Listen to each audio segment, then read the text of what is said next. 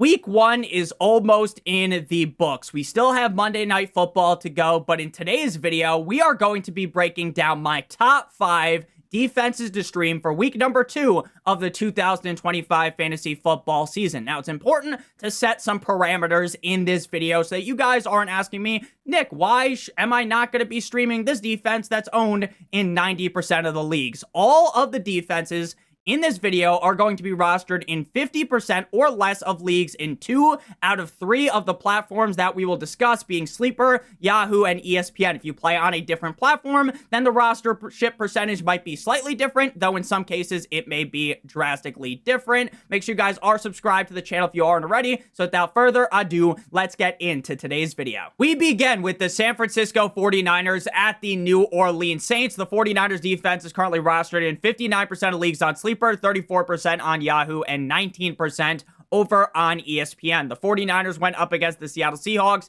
in Seattle on Sunday, and this was a game that was close on paper. If you didn't watch the game, the 49ers win 17-13, but honestly, it felt like they were in control for the whole entire game, and that the Seattle Seahawks honestly stood no chance, even though the score at the end of the game was incredibly close. I feel like if the 49ers offense just was a little bit more healthy, if George Kittle didn't get whacked early on in the game, then this could have been a even bigger performance from the 49ers offensively. Now, the reason why I like the 49ers defense so much this week is, for one, the 49ers have a very solid defense. Obviously, with Robert Saleh now back on the 49ers, that does really make me feel a lot more confident in the defense. They had 1 sack up against Mono Man Sam and the Seahawks, 2 fumble recoveries, as well as just 13 points allowed. And while I love the 49ers defense, I think they are great, the biggest proponent as to why we want to be streaming the 49ers this week is because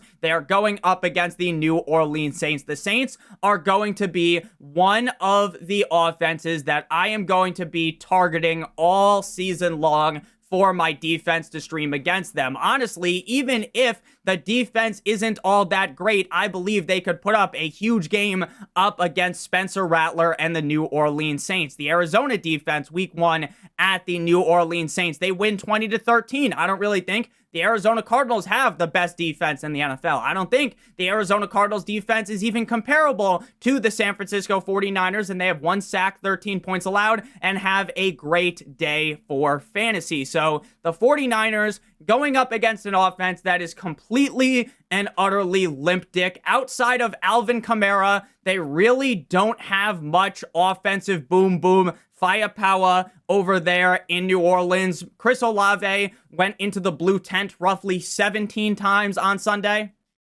which is brutal because obviously we don't root for anyone to get hurt, but that dude just cannot stay healthy, and it is very sad. So the 49ers going up against Spencer Rattler and the Saints, it's a cheat code for fantasy football. They feel fantastic in week number 2. Now, after this week, they are going to go ahead and face the Arizona Cardinals at home in Santa Clara, which is a matchup that I think you can fire up the 49ers yet again. So I feel great about them this week at the New Orleans Saints, and I feel good in week number 3 as well. Next up, we got the Los Angeles Rams at the Tennessee Titans. The Rams defense currently rostered in 27% of leagues on Sleeper, 27% on Yahoo, and 7.2% on ESPN. Now, the LA Rams were the defense that I was banging the drum most for all summer long. I talked about how you needed to draft the LA Rams because they go up against the sorry Houston Texans offensive line in week number 1, and then in week number 2, they get the second ever NFL regular season start of Cam Ward. It was 2 wet dream matchups back-to-back, Michael Jordan 96-97, and that is why I said you needed to aggressively attack them in your fantasy draft so you didn't have to result to going to the waiver wire to pick them up. But guess what? Apparently not a lot of people listened because the LA Rams defense is readily available, 27% on Sleeper and Yahoo and 7.2%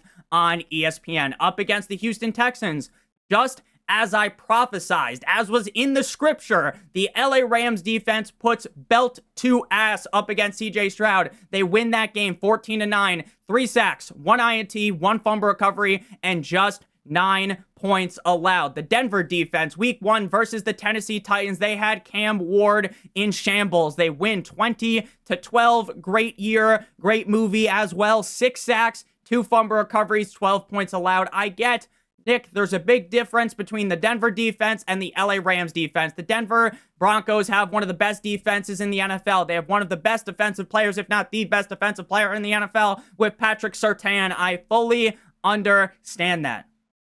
And that is a fine argument to make. But Cam Ward didn't do a whole lot last week. He didn't show me a whole lot to where I would be nervous about the LA Rams defense, especially with how good they played up against the Houston Texans. So again, while I do believe that Cam Ward will be good at the NFL level, and while I do believe in multiple pieces in this offense like Calvin Ridley as well as Tony Pollard, when push comes to shove, this is an excellent matchup for the LA Rams defense.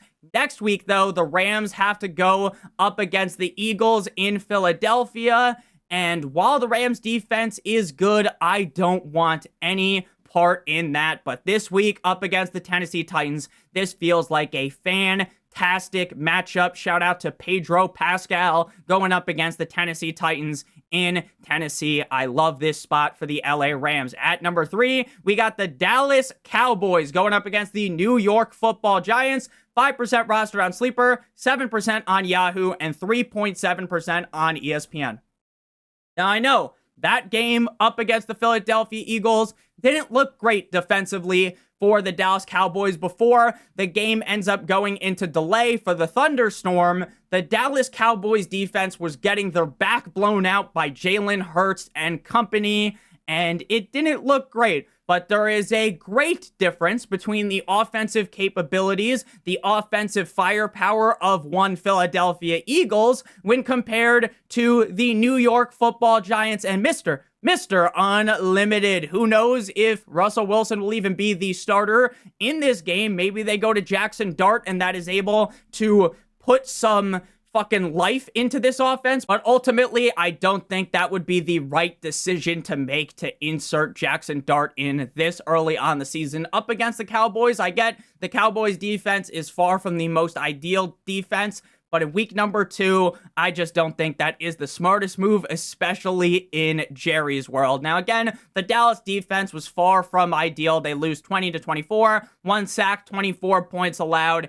But the Washington Commanders, a defense that really isn't great at all, put up a dominant performance, 50 Shades of Grey style, up against the Giants at home in Washington last week. They win 21-6, 2 sacks, 6 points allowed. The Giants offense just could not get it up at all. They were in dire need of a Viagra. So ultimately, this is just another case where, hey, early on, we want to be picking on Spencer Rattler. We want to be picking on the New Orleans Saints. We're going to do the exact same thing up against the Giants, regardless of how good you think the defense is. Going up against the Giants is basically a Willy Wonka's golden ticket for having a great fantasy day defensively. So I absolutely love the Cowboys this week. And honestly, I feel incredibly good about all 3 of the first defenses that we have talked about. Once we get to the 4th and the 5th defense is where there are definitely more question marks compared to the top 3 defenses, and I'm very happy that all 3 of the defenses we've already discussed should be readily available, so you should be able to get one of those 3 defenses. Now, moving on into the 4th defense, we got the New England Patriots at the Miami Dolphins, 27% rostered on Sleeper, 14% on Yahoo, and 70.5% on ESPN. Going up against the Raiders, the Patriots defense did their part. It was really just Draco May, and the offense that couldn't really get anything going.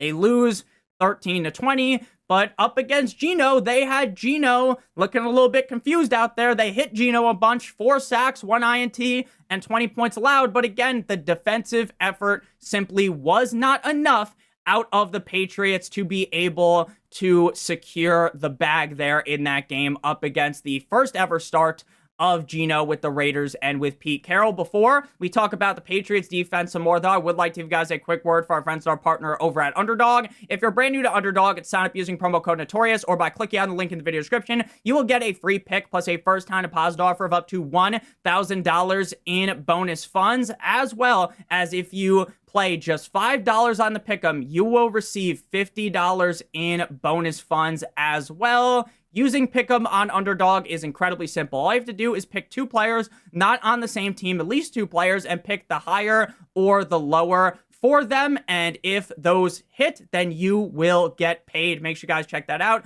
Promo code Notorious, or by clicking on the link in the video description. Check out Underdog, link down below. So with the Patriots versus the Dolphins, to me, Christian Gonzalez, if he plays, if he doesn't play, doesn't fucking matter.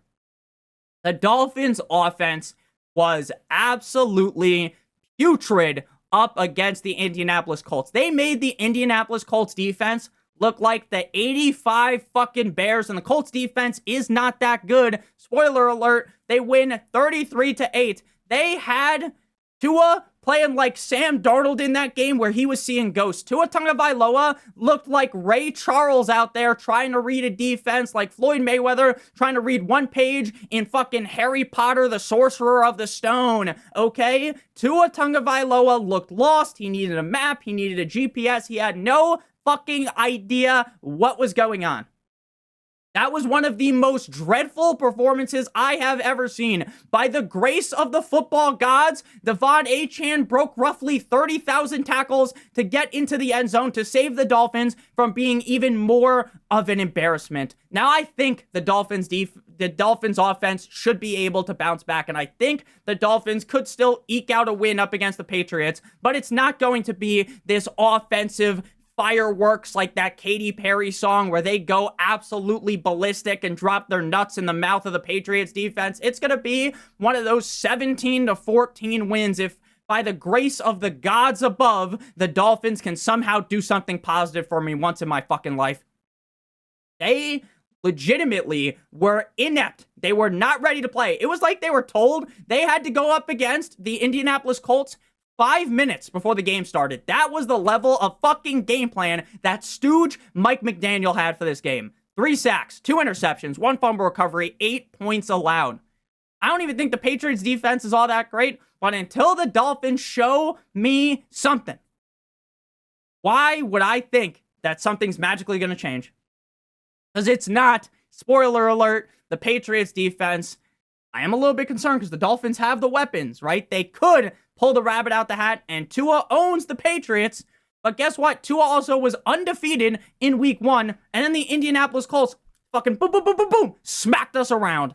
Smacked us around. So the Patriots going up against the Dolphins, love that defense. Final defense to stream in week number 1, the LA Superchargers at the Las Vegas Raiders. 5% rostered on Sleeper, 50% on Yahoo, and 3.2% on ESPN. Not the best showing in week number 1. On paper, just 2 sacks, 21 points allowed. They win the game 27-21. Justin Herbert, the pervert, balls out. And the Chargers defense plays well. Again, I get on paper, they didn't have that pick. They didn't do something crazy, but they looked great up against the Super Bowl losers in the Kansas City Chiefs, and they put them in the dirt in that game. So I am very excited about what the Chargers defense is going to be able to do up against an offense that isn't the Chiefs.